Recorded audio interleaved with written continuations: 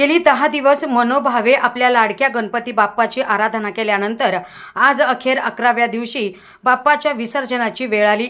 अहमदनगर शहरामध्ये 13 मानाचे गणेश मंडळ असून शहराचे ग्रामदैवत श्री विशाल गणपतीची उत्थापन पूजा जिल्हाधिकारी सिद्धाराम सालीमठ यांच्या हस्ते करण्यात आली।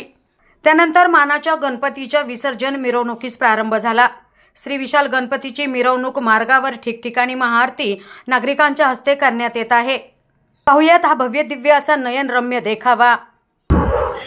अतिशय भक्तिमय वातावरण आणि आनंदाच्या वातावरणामध्ये श्री गणेशाचं आज विसर्जन होतो आहे।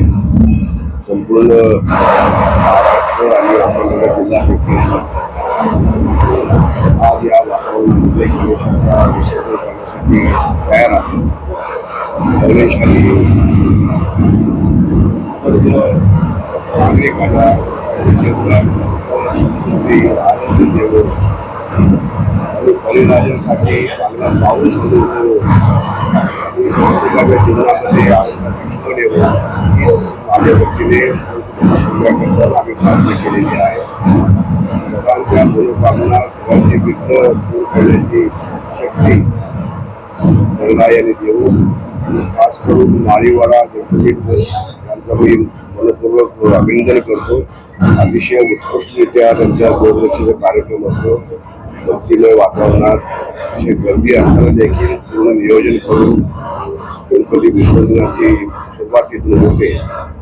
मला खात्री आहे की आजचा हा दिवस संपूर्ण शांततेत आनंदाच्या वातावरणात गणपतीचं विसर्जन संपूर्ण अहमदनगर जिल्ह्यात होईल आणि श्री गणेश सगळ्यांना सद्बुद्धी देईल अशी मी आशा करतो।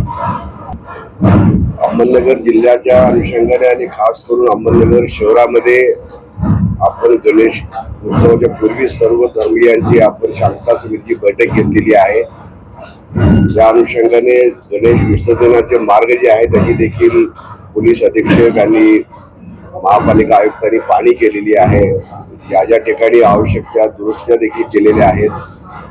विद्युत पुरवठा खंडित राहील याची देखील आपण काळजी घेतलेली आहे, जेणेकरून कुठलेही प्रकारचे अडथळे आपल्या मिरवणुकीमध्ये येणार नाही। वेगवेगळ्या ठिकाणी आपण CCTV कॅमेरे देखील बसवलेले आहेत। कायदा सुव्यवस्था अबाधित राखण्याची पूर्ण तयारी जिल्हा प्रशासन पोलीस प्रशासनाने केलेली आहे। प्रतिनिधी स्वामी गोसावी, न्यूज 24 घडामोडी, अहमदनगर।